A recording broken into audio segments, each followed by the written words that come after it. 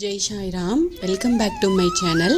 இன்றைக்கி இந்த பதிவில் ஒரு முக்கியமான விஷயத்தை தான் ஷேர் பண்ணுறேன். அது என்ன அப்படின்னா, ரொம்ப நெருக்கடியான கடன் இருக்குது, அந்த கடன் சுமையிலிருந்து நிரந்தரமாக வெளியில் வரணும் அப்படின்னா அதுக்கு செய்யக்கூடிய ஒரு எளிமையான தேங்காய் பரிகாரம் தான் இந்த பதிவில் நான் ஷேர் பண்ணுறேன். மிகவும் நெருக்கடியான பணப்பிரச்சனையிலிருந்து சிக்கியிருக்கிறீங்க, அதுக்கப்புறமா இந்த கடனை திருப்பி கொடுத்தா மட்டும்தான் உங்களால் நிம்மதியாக மூச்சு கூட விட முடியும். பல பிரச்சனைகள் இந்த கடனால் உங்கள் வாழ்க்கையில் சீரழியுது அப்படின்னா, வேலை, தொழில், குடும்பம், குழந்தை, நிம்மதி இப்படின்னு எதுவுமே உங்ககிட்ட இல்லை.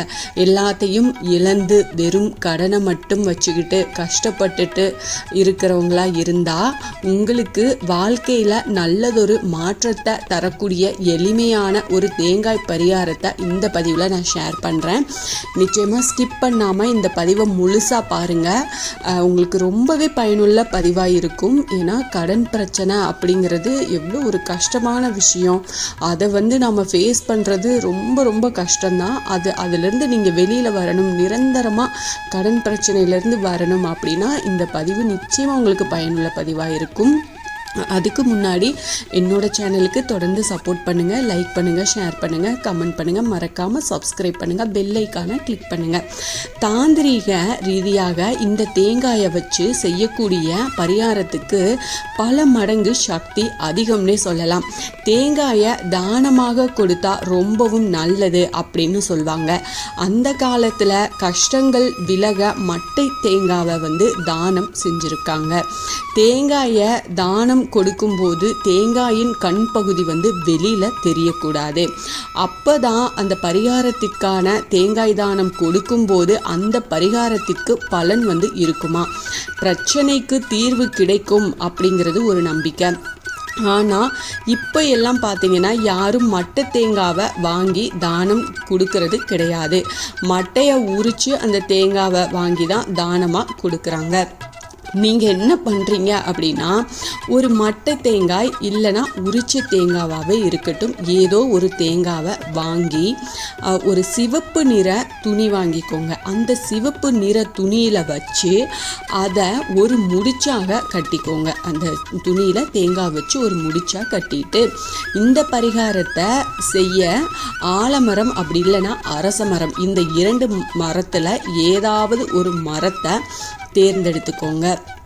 அந்த மரத்துக்கிட்ட போய் உங்கள் கடன் சுமை தீரணும் அப்படின்னு பிரார்த்தனை செஞ்சுட்டு நமஸ்காரம் செஞ்சுட்டு அந்த முடிச்சு வச்சிருக்கிற தேங்காவை எடுத்து அந்த மரத்தில் கட்டிவிட்டு திரும்பி பார்க்காம வீட்டுக்கு வந்துடுங்க.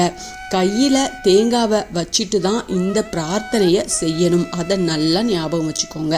அந்த துணியில் கட்டிட்டீங்க இல்லையா, அதை கட்டின அந்த தேங்காவை கையில் வச்சுட்டு தான் நீங்கள் அந்த பிரார்த்தனையை செய்யணும். அதை மட்டும் மறந்துடாதீங்க. இது முதல் பரிகாரம். அடுத்தது பார்த்தீங்கன்னா, இதை செவ்வாய்க்கிழமைகளில் செய்யலாம், இல்லைனா சனிக்கிழமையில் செய்யலாம். சூரியன் உதயமான பிறகு இதை செய்யணும், இல்லைனா சூரியன் அஸ்தமனம் ஆவதுக்கு முன்னாடி 5 மணிக்கு முன்னாடியே இந்த பரிகாரத்தை செய்கிறது சிறப்பு. அதுக்கப்புறமா ஒரு சங்கடகரி சதுர்த்தி அன்னைக்கு மஞ்சள் நிற நூலில் 9 தேங்காயை மாலையாக கோர்த்து விநாயகருக்கு மாலையாக போட்டுட்டு இந்த கடன் சுமையிலிருந்து வெளிவரணும் அப்படின்னு விநாயக பெருமான 9 முறை வலம் நல்லா வேண்டிக்கோங்க. இந்த 2 பரிகாரத்தில் ஏதாவது ஒன்று செஞ்சால் போதுமா அப்படின்னு நீங்கள் கேட்பீங்க. அதெல்லாம் கிடையாது. முதல்ல சொன்னேன் இல்லையா, அந்த சிவப்பு துணி மூட்டை அதையும் செய்யணும். அதை செஞ்சுட்டு இந்த ரெண்டாவது சொன்ன இந்த விநாயகருக்கு மாலை போடும் பரிகாரத்தை செய்யணும். நிச்சயமா உங்க கடன் சுமையிலிருந்து சீக்கிரமாவே நீங்க வெளிவருவீங்க. மன நிம்மதியும் உங்களுக்கு கிடைக்கும். இது உங்களுக்கு ரொம்பவே பயனுள்ள ஒரு பரிகாரம். நிச்சயமா தாங்க முடியாத கடன், அதிலிருந்து வெளியில வர முடியாத நிலைமையில இருக்கிறீங்க அப்படின்னா இதை கண்டிப்பா செஞ்சு பாருங்க. உங்களுக்கு இதில் பெரிய செலவும் கிடையாது, பெரிய கஷ்டமும் கிடையாது. ரொம்ப எளிமையான பரிகாரம் தான். ஆனால் நிச்சயமாக நீங்கள் அதிலேருந்து வெளியில் வருவீங்க. நிம்மதியான ஒரு வாழ்க்கை உங்களால் வாழ முடியும். இந்த பதிவை கேட்டுட்டு இதை செஞ்சு பார்த்துட்டு நிச்சயமாக எனக்கு கமெண்ட்டில் சொல்லுங்கள்.